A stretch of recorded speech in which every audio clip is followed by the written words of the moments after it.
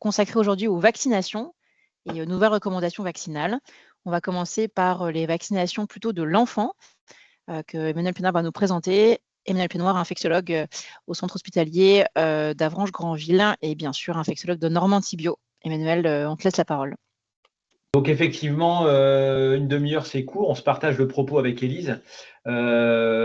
Concernant les actualités vaccinales, un petit focus parce qu'on a souvent des questions sur le sujet. Pédiatrie, alors je vois que parmi les connectés, il y a, je pense pas beaucoup de pédiatres, mais c'est quand même intéressant de rappeler, il y a vraiment une vraie actualité avec le méningo, le VRS, l'HPV, et puis ensuite, je sais pas, Élise, la Covid, si tu reprendras le flambeau. Alors en gros, qu'est-ce qui s'est passé en 2025? Les nouveautés, le méningo, je vais en parler. La vaccination contre la dengue, on ne va pas du tout en parler. L'élargissement de la vaccination contre les infections à pneumocoques, qui sont des agents de surinfection des viroses comme la grippe. La vaccination a été élargie. Finalement, il n'y a plus d'histoire de comorbidité ou de terreau fertile à faire ces surinfections. C'est tous les plus de 65 ans. Il y a aussi le rappel de la coqueluche pour les adultes de plus de 25 ans, une stratégie plutôt cocooning. Et puis, on va aborder effectivement la vaccination VRS pour les femmes enceintes sur une fenêtre de 32 à 36 semaines d'aménorrhée. Et pour les adultes, et c'est peut-être là où on va insister pour les plus de 65 ans, avec maintenant le remboursement de la vaccination chez les plus de 75 ans quand c'est fait dans un contexte hospitalier. Donc, c'est quand même une vraie avancée, c'est tout nouveau, ça a à peine un mois. Alors, le méningocoque, je ne vais pas faire des grosses notions d'épidémiologie. Transmission interhumaine, quand même 10% de portage en population générale. Donc, c'est évidemment loin d'être négligeable. Donc, ce qui est un facteur de propagation, notamment chez les jeunes, avec deux pics en fait d'incidence que sont les âges extrêmes, donc le très jeune, aussi un petit peu le très âgé, et puis les milieux lycéens, étudiants qui sont propices à la propagation du méningo. Après, maintenant, quand on regarde les sérotypes, et c'est pour ça que la nouvelle reco, elle est quand même intéressante, c'est que quand même, quand on additionne les sérotypes W et Y, il y en a plus que du méningo B. Et donc, c'est pour ça que maintenant est obligatoire, effectivement, cette vaccination chez le nourrisson. Bon, là, c'est des données d'incidence qui, en fait, reventilent ce que je viens de vous dire avec globalement, les 1-4 ans et les plus de 80 ans sont les deux populations les plus à même, les plus à risque de faire des infections invasives à méningocoque. Tous sérogroupes confondus d'ailleurs. Là, c'est la répartition en fait par âge des différents sérogroupes, avec effectivement, il y a beaucoup de B chez les 15-24 ans, il y a beaucoup de B en général, mais on voit que chez la personne âgée, il y a quand même du W et du Y qui sont en proportion très, très importante. Donc, si on résume, l'adulte, c'est plutôt YW supérieur à B et l'enfant, c'est B supérieur à W supérieur à Y. Alors, c'est vrai que la stratégie vaccinale, elle est quand même nouvelle. Il y a deux types de vaccins. Il y a les vaccins polyosidiques, donc sur une base sucrée antigénique, parce que ce sont des gènes, des bactéries qui sont capsulées. Et puis, il y a aussi les vaccins protéiques, notamment pour le méningo B, alors que les autres sont des vaccins plutôt polyosidiques. Ça, c'est le nouveau calendrier vaccinal. Donc, avec pour les vaccins ACYW, une vaccination à 2 mois, à 1 an, et puis rappel 11-13 ans, voire rattrapage à 14 ans. Et pour le méningo B, ce sont 3 injections, 3 mois, 5 mois et 12 mois. Alors, les vaccins qui sont recommandés, je viens de le dire, et en fait, le rationnel, il vient de cette courbe-là que je vous ai déjà montré tout à l'heure, avec des éléments également de durée de protection qui sont plus courts pour les vaccins protéiques, plutôt de l'ordre de 5 ans, que pour les vaccins qui sont conjugués, où là, on est à plus de 10 ans. Il y a également une influence sur le portage, parce que vacciner, c'est pour prévenir une maladie, mais c'est aussi pour essayer d'en limiter la circulation et donc le potentiel épidémique. Et on voit bien que les vaccins conjugués type Niemann-Rix, ACYW, ont un effet quand même substantiel sur le portage, qui est un peu moins vrai sur le BEC0, donc le méningocoque de type B. Donc, les principales recommandations, donc ça, c'est un avis de la HAS de mars 2025. Donc, ils ont rappelé que chez l'adolescent et l'adulte jeune, il y a un enjeu effectivement, parce que comme je l'ai montré, il y a une circulation qui est assez importante. Et donc, il y a même des recommandations relatives au rattrapage vaccinal chez les 15-24 ans, plus sous forme de campagne de rattrapage organisée. Il y a eu l'année dernière une épidémie à Rennes, hein, c'était du méningo B, ce n'était pas du ACYW, mais c'était du méningo B dans les milieux étudiants. Donc, c'est important d'avoir cette stratégie. Et puis, chez le nourrisson et chez le jeune enfant, là, il y a une obligation vaccinale. Donc, ça élargit le dispositif Buzyn de 2018 chez le nourrisson jusqu'à 2 ans. Et c'est aussi dans un souci d'harmoniser, de simplifier le calendrier vaccinal, même si les schémas sont un peu différents avec le méningo B. Et de façon transitoire, la HAS recommande un rattrapage chez les enfants jusqu'à 3 ans. Pour le méningo B, il n'y a pas de gros changements, il y a si ce n'est la stratégie de rattrapage chez les enfants entre 2 et 5 ans, en tout cas avant leur 5e anniversaire, pour ceux qui n'ont jamais été vaccinés contre le méningo B. Puis comme je l'évoquais tout à l'heure, il peut y avoir des campagnes sporadiques locales en fonction d'un contexte épidémique comme il y a eu à Rennes récemment. Là, ça reprend en fait ce que je viens de vous dire et ce que j'ai repris dans le tableau qui montrait la stratégie de vaccination.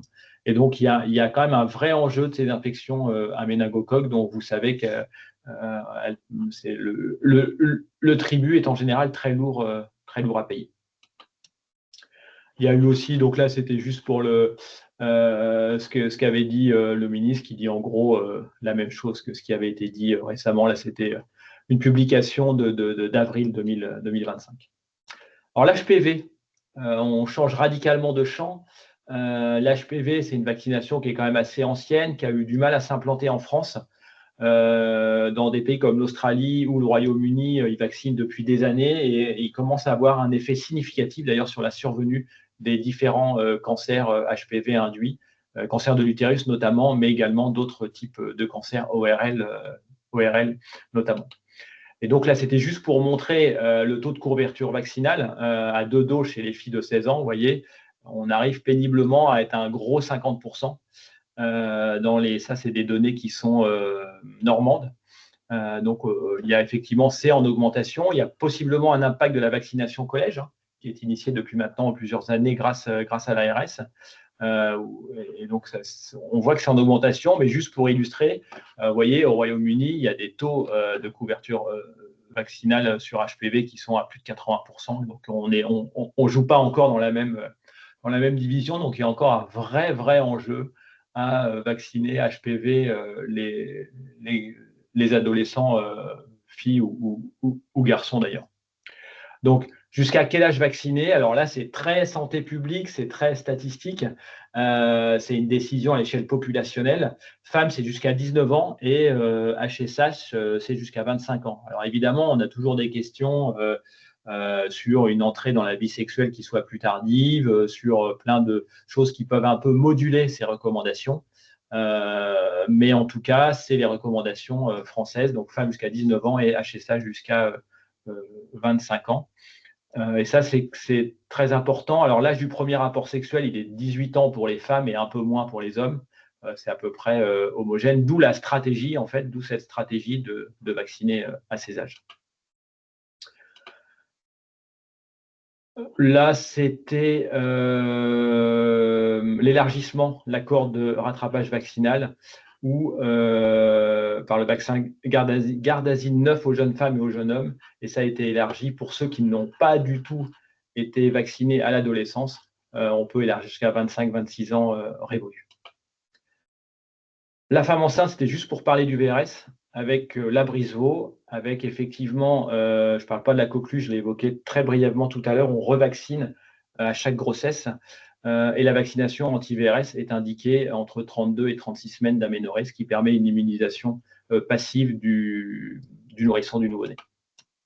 Alors chez l'adulte, notamment chez la personne âgée, ça c'est quand même une nouveauté. Il y a effectivement, ça touche les personnes âgées. Il y a des épidémies dans des EHPAD ou dans des établissements de santé à VRS chez les personnes âgées. C'est décrit, c'est pas si rare que ça. Il y a eu une très grosse circulation du VRS l'année dernière.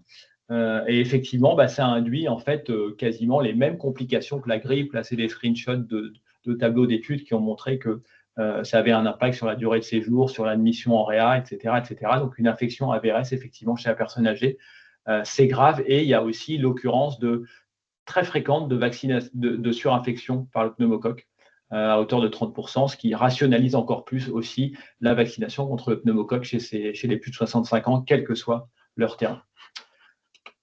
Là, c'était encore pour faire le comparatif entre gravité VRS et gravité grippe. En gros, c'est les mêmes données.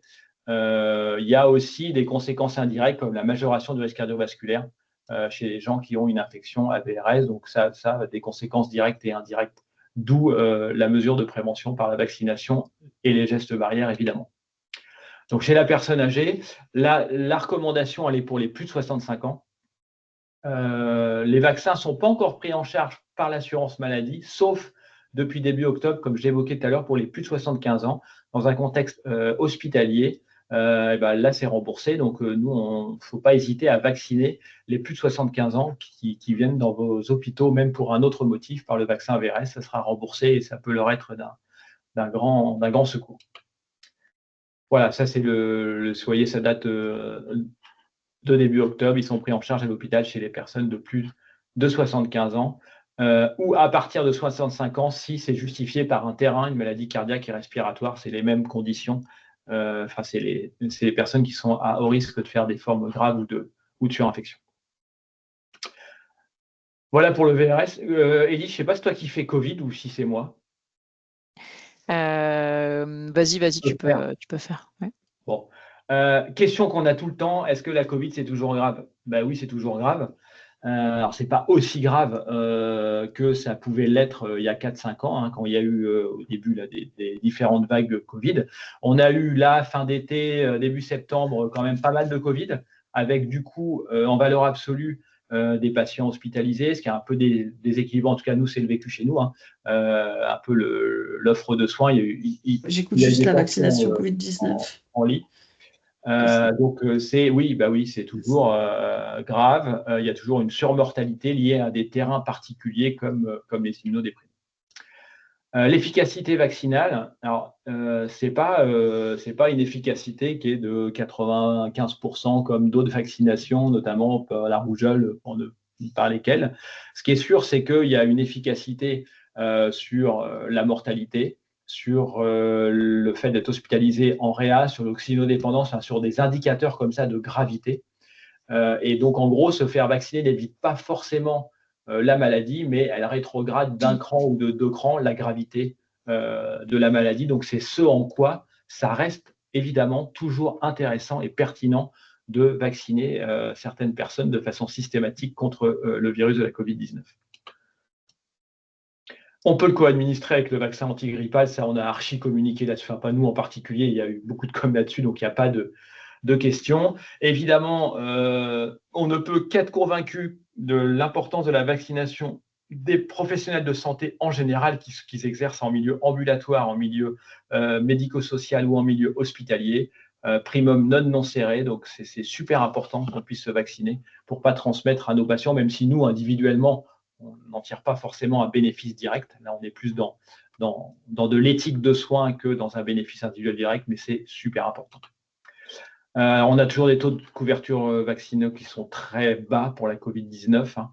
Vous voyez, on est à 22% chez les personnes âgées de plus de 65 ans et on est à 8% chez les personnes de moins de 65 ans à risque de faire des formes sévères. Donc, il y a un gros chemin à faire. Et donc, profiter de la campagne de la vaccination antigrippale qui vient de s'ouvrir pour, en même temps, penser aux gestes barrières et à la vaccination contre la Covid-19. Voilà, merci. Je remercie Jocelyn Michon du CHU de Caen, pour lequel je suis inspiré pour faire ces diapos, et bien sûr Élise, à laquelle je donne la parole. On a un peu parlé donc des enfants et un peu des recommandations sujet âgé, et je vais également parler moi donc d'autres vaccinations chez le sujet âgé, mais aussi des professionnels de santé dont vous faites tous partie. Quand on commence par parler par les sujets âgés, on a déjà un peu parlé du VRS et de la Covid-19, mais globalement, c'est vrai que les infections respiratoires virales sont un véritable enjeu de santé publique, avec une caractéristique que vous connaissez très bien, c'est une forte prévalence automno-hivernale avec un impact sur les personnes fragiles, donc bien sûr aux 2 âges extrêmes de la vie, les nourrissons et les personnes âgées, en particulier en vie en collectivité, avec des conséquences qui sont quand même importantes, puisque c'est bien sûr un mésusage des antibiotiques augmenté, hein, avec le risque de surinfection, des infections virales, mais même d'infections virales qu'on peut méprendre pour des infections bactériennes, donc les traiter par antibiotiques. Ça augmente la morbidité, la mortalité, la pression sur le système de soins. Je pense que les hospitaliers ici présents en sont tous conscients, mais également les médecins ambulatoires, et un coût sociétal qui est important. Juste rapidement pour vous montrer un peu l'impact de ces infections virales chez le sujet âgé, on va regarder que la première partie des images, mais globalement la grippe en France quand même, les plus de 65 ans représentent 90% de la mortalité. Pour le SARS-CoV-2, donc le Covid-19, les plus de 100 ans représentent 95% de la mortalité en Europe.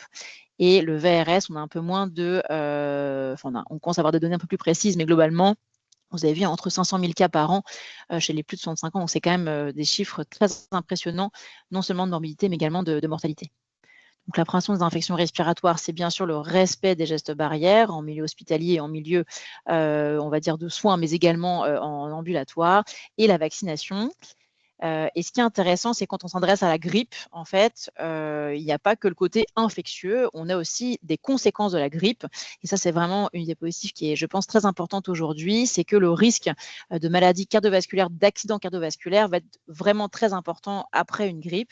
Et vous avez vu la loss ratio, donc c'est à 10 le risque de faire un infarctus suite à une grippe, fois 8 le risque de pneumonie bactérienne, mais également d'AVC, un risque qui est multiplié par 8 dans les suites d'une grippe.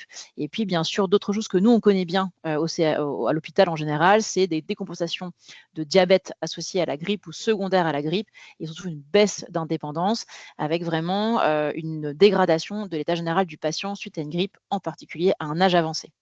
Et donc la grippe, le vaccin contre la grippe, il y a un intérêt individuel pour le patient, mais aussi un intérêt collectif. La recommandation, c'est 1 fois par an. Ce qui est important, c'est que chez les patients plus âgés, l'immunosénescence entraîne une efficacité vaccinale qui est moins importante.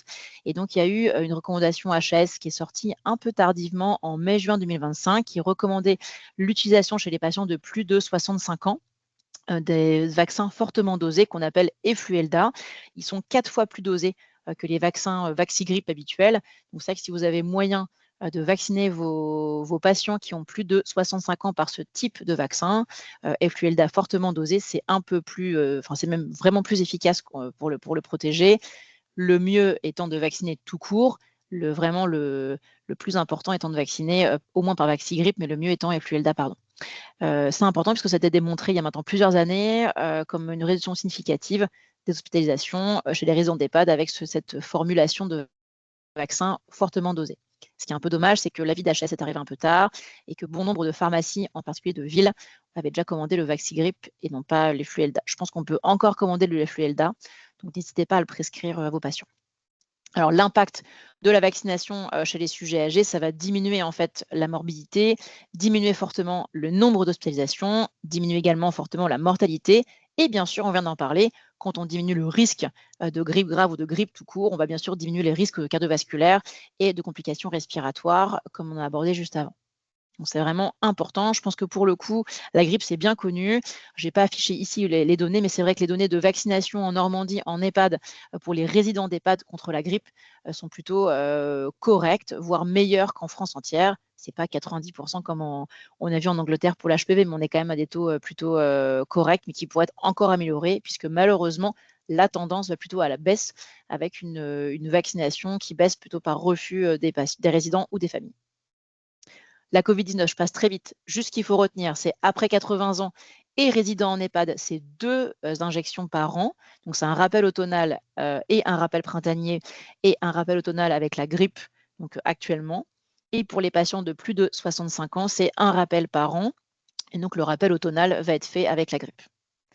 Le VRS, Emmanuel a aussi bien insisté, mais rapidement, c'est pareil, c'est au moins 1 fois.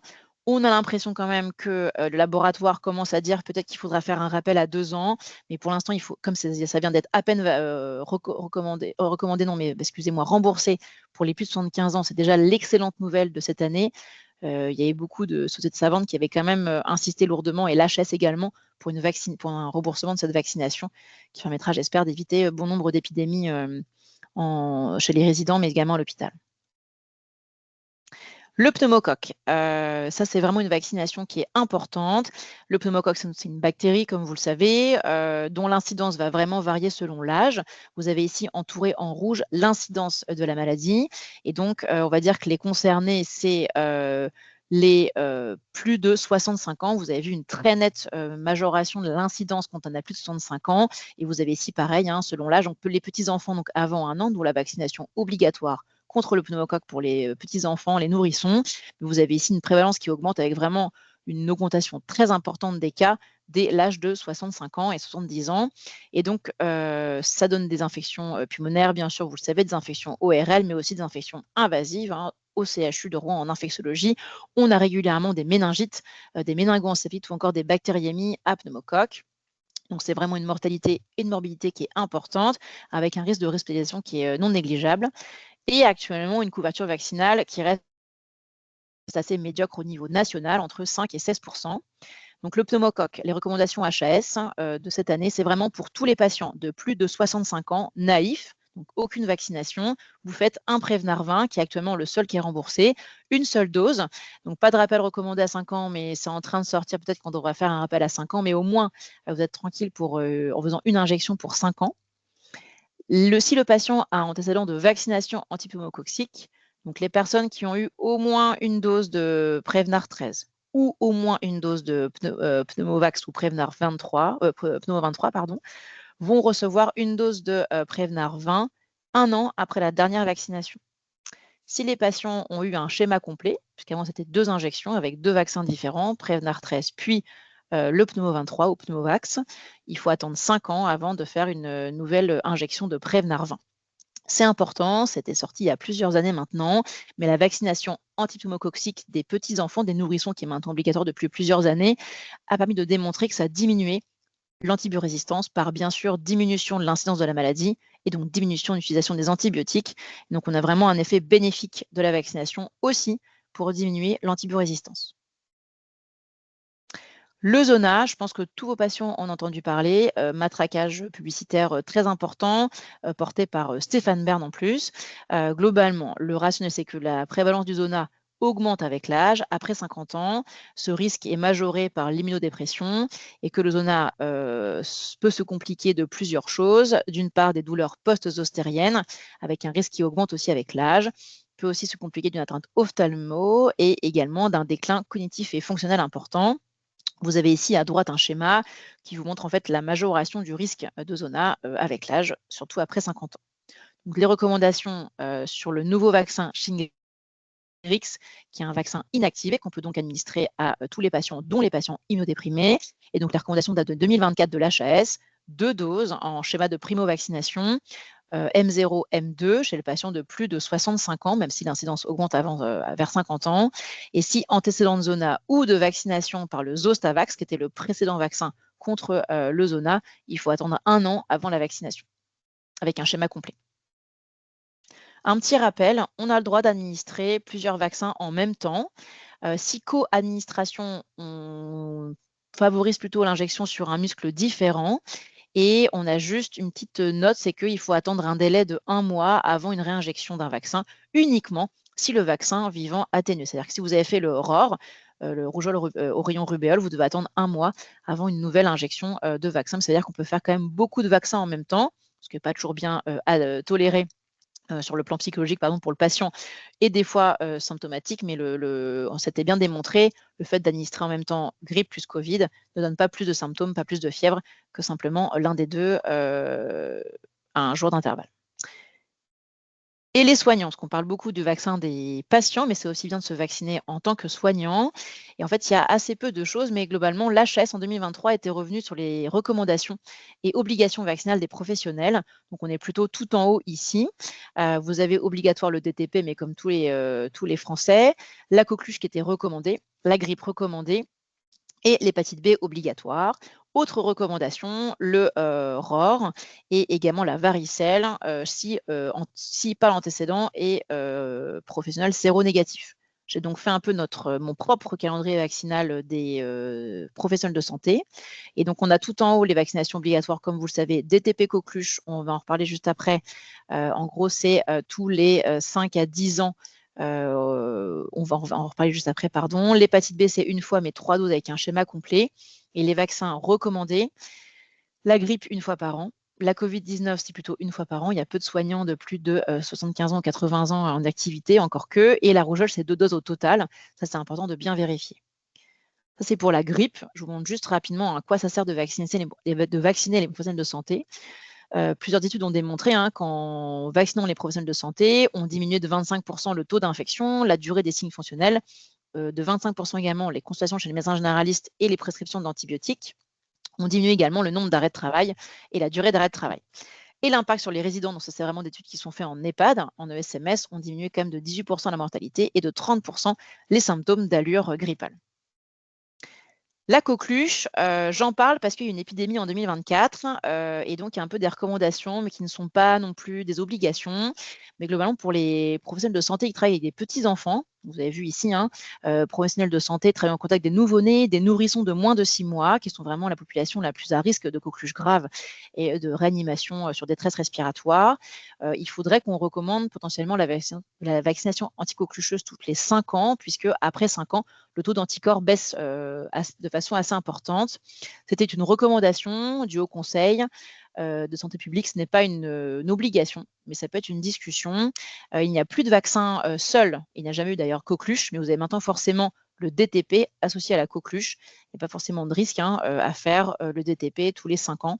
Donc ça peut être une discussion et ça peut être sur la base du volontariat, comme c'est très bien marqué, pour les professionnels concernés. La rougeole, c'est important. Épidémie européenne actuelle et en France aussi depuis début 2025, avec une alerte de la DGS début d'année. Le rappel du schéma vaccinal, c'est donc 2 doses de ROR, espacées d'au moins 1 mois, avec vérifier le schéma vaccinal. Souvent, il y a eu une seule dose, etc. Ou alors, on a eu la rougeole quand on est un soignant plus âgé. Globalement, c'est 2 doses pour tous après 1980. Le vaccin vivant est atténué, donc il est contre-indiqué chez les immunodéprimés.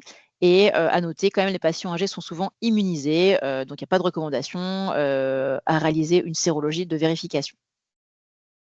Je vous fais un peu de promotion des outils de normes antibio et des partenaires de normes antibio. Donc le CEPIAS, qui est le Centre de prévention des infections associé aux soins. Nous avons réalisé ces 2 structures une boîte à outils, infection respiratoire aiguë, je vais vous montrer un petit peu après, une affiche Françoise, vous verrez après, des affiches pour les familles et enfin des vidéos et des supports de communication faits par le CHU de Rouen pour la promotion de la vaccination des soignants pour la campagne vaccinale. Alors rapidement, vous allez sur le site de Normes Antibio, vous pouvez trouver facilement dans Outils, la boîte à outils infection respiratoire virale chez le sujet âgé. Dedans, vous avez une conduite à tenir, des documents pour la prévention, la gestion de l'épidémie, la gestion de la vaccination. C'est mis à jour tous les ans avec les nouvelles recommandations vaccinales, avec de nouveaux outils. Et donc, un nouvel outil de cette année, c'est cette affiche qui revient sur la prévention des maladies cardiovasculaires post-virales. Et donc, avec cette thématique qui dit les vaccins vous protègent bien plus que vous ne le croyez, avec une protection contre la maladie infectieuse virale et donc contre les complications cardiovasculaires, les AVC, les troubles cognitifs. En flashant le QR code, vous avez un argumentaire famille, donc pour les résidents, les patients et leurs familles, et aussi un argumentaire soignant, plutôt médical, qui explique un peu et qui note un peu les différents articles. Une affiche pour les familles pour expliquer un peu comment gérer les infections respiratoires, qui est disponible pour tous les établissements médico-sociaux, mais qui est disponible sur le site de Normes Antibio dans la boîte à outils. Je vous montre quelques affiches faites par le CHU pour la promotion de la vaccination des soignants contre les épidémies hivernales. Je vous rappelle également le petit guide de la vaccination du patient âgé de plus de 65 ans qui reprend exactement ce qu'on vous a dit aujourd'hui à 2 reprises. En conclusion, la vaccination chez les résidents et les sujets âgés, donc la vaccination saisonnière, c'est grippe Covid-19, unique entre guillemets pour le zona, oui, pour le pneumocoque, au moins une fois, plus ou moins un rappel à 5 ans, on verra les évolutions des recommandations. Et pour les soignants, vaccination unique, hépatite B, le ROR, régulière, le DTP et la coqueluche, et saisonnière, la grippe et la Covid-19. La campagne vaccinale a déjà commencé depuis le 14 octobre. Vous avez ici un exemplaire de carnet de vaccination qui est disponible sur le site de Vaccination Info Service. Vous pouvez vous délivrer à vos patients, s'il n'y a pas de carnet de vaccination, les différentes recommandations. Et je vous remercie de votre attention. Il y a 2 questions déjà. Il y en a une pour toi, Emmanuel. Pourquoi faut-il séparer le vaccin DTP coqueluche et le vaccin du VRS de 2 semaines chez la femme enceinte? Eh ben, c'est une bonne question. Honnêtement, je n'ai pas la réponse, mais je vais chercher l'étude là peut-être. Je ne sais pas le rationnel. Je me suis posé la question en direct. C'est une très bonne question, docteur Nicolas. Je n'ai pas trop compris pourquoi, parce qu'il n'y a plus de recommandation d'attendre. Maintenant, on peut en fait injecter mardi le Covid et même jeudi la grippe, par exemple. Donc, c'est vrai que c'est un peu étonnant qu'on sépare ça chez la femme enceinte. On va se renseigner et puis on va vous répondre. Je pense qu'on peut faire une foire aux questions s'il y a beaucoup de questions. Il y a une autre question qui m'a l'air un peu technique. Bonjour, nous avons 400 résidents d'EHPAD avec PUI en dotation globale. Existe-t-il des prises en charge exceptionnelles pour les vaccins Prévenard, Abrisvo, Chingris, qui sont bien sûr coûteux, car les coûts sont intenables en dotation globale? Je ne sais pas si on pourrait. C'est très assurantiel, en fait. Ouais, c'est un peu ça. Il faudrait qu'on pose la question. On pourrait poser nous la question à l'assurance maladie. Je laisse notre secrétaire de choc noter les questions pour qu'on puisse vous répondre dans un second temps. Pour la méningite B et AWCY, est-ce qu'on rattrape aussi les enfants entre 5 et 11 ans? Alors là, c'est pas recommandé au sens, voilà, ça peut être proposé, exactement. Ça peut être proposé. C'est une nuance qui est importante. Quand on regarde quand même les courbes que je vous ai montrées tout à l'heure, on a quand même un pic chez les 15-20 ans, en gros, pour le méningo et tout. Alors c'est un peu moins vrai, mais voilà, il peut y avoir des différences selon les sérogroupe, mais l'expérience rennaise récente, clairement, elle montre que ça doit être proposé dans cette catégorie de population. Il y a régulièrement des bouffées épidémiques de méningo B chez les ados ou chez des milieux ou dans les milieux étudiants. Ça veut dire que tu rattraperais entre 5 et 11 ans, tu vois? Bah oui, c'est pas une reco, mais je pense pertinent de le proposer. Il y a une autre question un peu pareille, c'est actuellement, recommandez-vous la vaccination anti-méningo B pour un adolescent 14-24 ans en Normandie sans facteur de risque?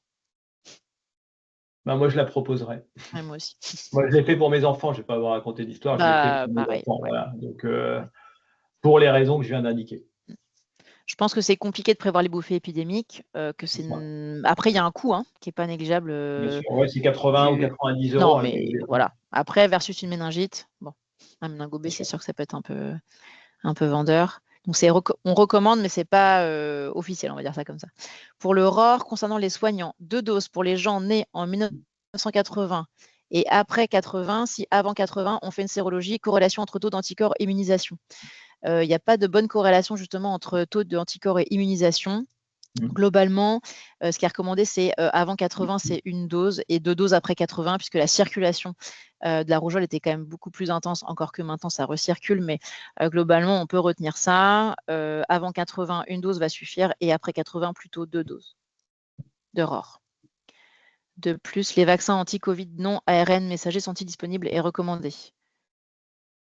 Alors, disponible, je ne sais pas. Recommandé, clairement, on n'est que dans des vaccins mais disponible, moi je crois qu'on n'en a pas. Bon, en tout cas, on n'en a plus, on ne parle plus que des ARN messagers. Et c'est pour ça qu'on ne peut pas non plus faire un vaccin combiné grippe et Covid, puisque ce n'est pas du tout la même technique d'administration, ce n'est pas non plus du tout le même conditionnement. Bref, il n'y a pour l'instant pas de vaccin combiné, ce qui est dommage, que ça pourrait simplifier bien des choses. Savez-vous pourquoi les épidémies de coqueluche ont été plus importantes? Est-ce que le vaccin a perdu en efficacité? Je pense qu'il y a une couverture vaccinale qui est moins importante. Ce qui a été éventuellement expliqué, tu m'arrêtes Emmanuel, mais c'était que comme on a un peu écarté les rappels vaccinaux DTP, qu'on faisait souvent DTP coqueluche associés, il se peut qu'on ait perdu un peu d'immunité vaccinale globale. Et il y a un autre facteur, Élise. Oui, il y a effectivement ce que tu dis, c'est quand on faisait tous les 10 ans, en gros, l'immunité vaccinale, c'est entre les 10 ans et la maladie, c'est plus de 10 ans. Donc, il y a un espacement. Et puis, l'autre facteur, la coqueluche, le R0, il est super élevé. Contrairement même, Élise a montré, à la Covid ou à la grippe. Donc, ça veut dire que dès qu'on a un cas de coqueluche, c'est hyper épidémique. Donc, voilà, je pense que ces 2 raisons mises l'une avec l'autre expliquent cela. Alors, pour le VRS, le remboursement, moi, j'ai noté que c'était en milieu sanitaire, donc pas en ESMS, en milieu hospitalier, pas en EHPAD. Alors après, il y a la question des EHPAD qui ont une PUI commune avec un établissement de santé, ce qui est le cas pour mon établissement de santé, c'est différent, mais c'est hospitalier. Ce n'est pas sanitaire. Ce qui est bien dommage. C'est ça. Les vaccins, alors on me fait une remarque très justement, merci beaucoup Madame Brunel, les vaccins méningo B 14-24 ans sont pris en charge par l'assurance maladie. Bon, bah écoutez, de raison plus pour le recommander alors.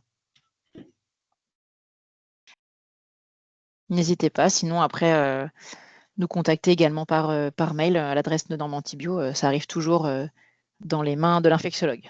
On vous donne rendez-vous le 25 novembre prochain, donc c'est une fois par mois, hein, mardi c'est infectiologie, et la prochaine fois c'est infection ORL avec le docteur Méret qui est ORL en ambulatoire, en ville, à Rouen, pour nous parler des infections ORL fréquentes. Mais écoutez, merci beaucoup pour votre participation et je vous souhaite une bonne après-midi. Au revoir. Bye bye.